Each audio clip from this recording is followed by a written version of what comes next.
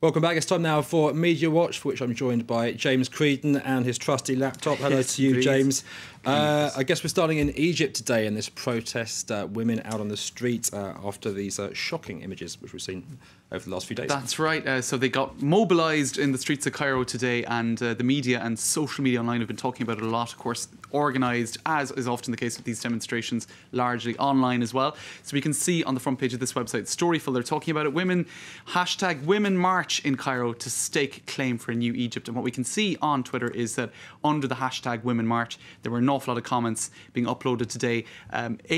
In terms of encouraging people to go out and participate in those marches, and B, I suppose, just comments on the fact that the march took place. We can see here on Facebook, this in Arabic obviously is not very understandable for me, but I am told that it is a Facebook page that organised the march, that encouraged people to get out there. You can see here on the left, 2,123 people saying that they were participating, and lots of photos also being uploaded onto social media throughout the day of those marches. Now, what's interesting about this particular photo here is you can see lots of women on the inside of that crowd, and it's sort of a human chain being formed on the exterior by men. So the men were there, you know, to lend their support and to protect the female demonstrators. But it was also probably a way of showing that these women had been threatened or under threat. It was probably to kind of mark or to symbolise the threat that they'd been under this past weekend, which was the reason why the demonstration took place, because women had been targeted by the army.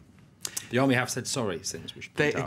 They've said very sorry about that, and we'll show the photo in a little while as well, the photo that sparked it all. But meanwhile, lots of tweets and photos being made. This guy, Abdel Twab Hassan, he's one of these Twitter stars. There's increasing numbers of them online at the moment, people who tweet all day long, and he's kind of gained a certain notoriety. So he uploaded that. He reckons, and he has a certain authority now in these matters, that there were some 7,000 people who took to the streets today in Cairo. So that is pretty significant. And this is a female journalist working for the Daily Egypt News website. She says hats off to the men who formed that human chain. So she was pretty moved by the fact that the men came out to support the women. This is simply one of the most amazing and inspiring marches since January, she said. I suppose the fact that women were getting out there to have their say.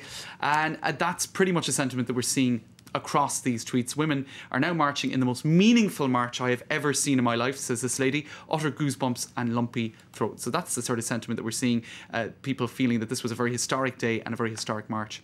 And as I said, it all started as a result of that photo. That's right, there it is. And it was a photo taken on Saturday. The Reuters news agency picked up on it. It showed the army basically manhandling this woman and pulling up her top, and she was in various states of undress afterwards. So it was it really caught people's imagination, and it sparked a lot of unrest and a lot, well, the marches that we saw today. Now, what was interesting is, and this is, I think, is so symbolic of the way in which things have changed in the past number of years with the advent of social media. This is a wanted poster of the soldier in question who had manhandled this lady, with a 10,000 Egyptian pound award for information leading to his, perhaps not his capture because he is in the army, but for information as to 10,000 who he Egyptian is. Pounds is that's about $1,000 and some $1,660. I'm not sure what it is in euros. A fair reward. It's not peanuts, and I suppose it's just interesting because it's a total role reversal, because it's usually the state that we be putting out, you know, posters such as this with an award for information about a criminal, and here it's a member of the state police forces. So times indeed are a-changing. And very quickly, James, tell us a little bit more about this profile, the profile of the women demonstrating. Well, basically, she was a simple demonstrator. She was on the streets. She was manhandled by the police. You can see it here, and she was just pulled down. Her top pulled up, and that photo is what sparked massive amounts of these protests today. It basically just set everybody off. And we'll very quickly show you finally, Kim Jong-il. There's still a lot of talk about this today, Chris. It's it was the event that dominated news yesterday.